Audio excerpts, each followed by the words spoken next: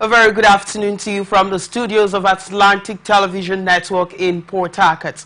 This is ATN International News. To begin, let's take a look at the biggest stories making the headlines today. Protest against Tunisian president ahead of election resumes. Kenya moves to deploy more police to Haiti. Case of 43 missing students persists in Mexico. Supermarkets sued over fake discount claims in Australia. 6 dead after rain causes floods in Japan. Building collapse kills 2 young siblings in Italy. These and many more stories to come your way in a moment. Do stay with us.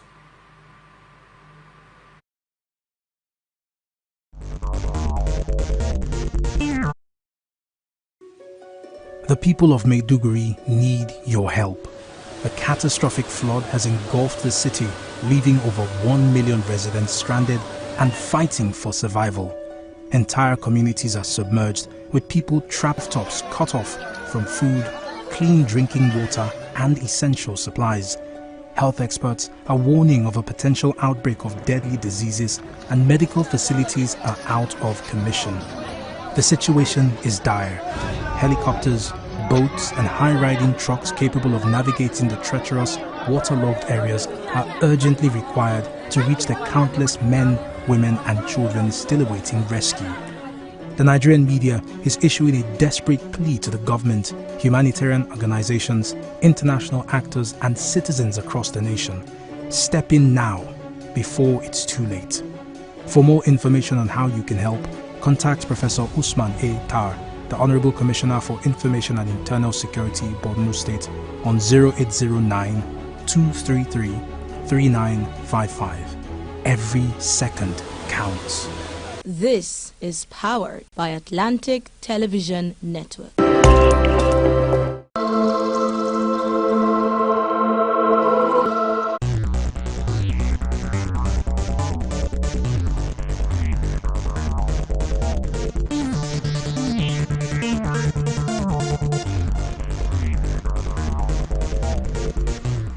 Thanks for being there. We begin with Africa. Hundreds of Tunisians protested on Sunday against President Kais Saied, accusing him of deepening authoritarian rule and stifling political competition 2 weeks before a presidential election. Amid a heavy police presence, protesters for a second week marched along Tunis' main avenue, a focal point of 2011 Arab Spring Revolution, chanting slogans including "The people want the fall of the regime" and "Out with dictator Saied."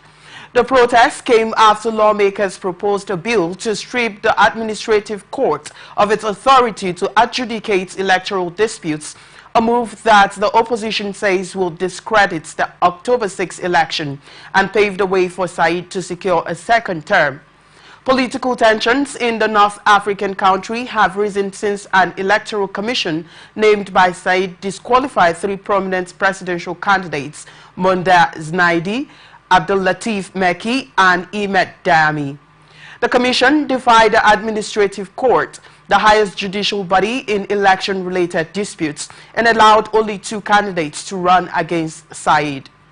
One of them, Ayachi Zamel, is in jail after being sentenced on Wednesday to 20 months in prison for falsifying signatures in election paperwork in what's the calls a politically motivated case. Critics say Saied is using the Electoral Commission and judiciary to secure victory by stifling competition and intimidating candidates. The president denies the accusations, saying he's fighting traitors, mercenaries and corrupt. Said, who was democratically elected in 2019, has tightened his grip on power and began ruling by decree in 2021 in a move the opposition has described as a coup.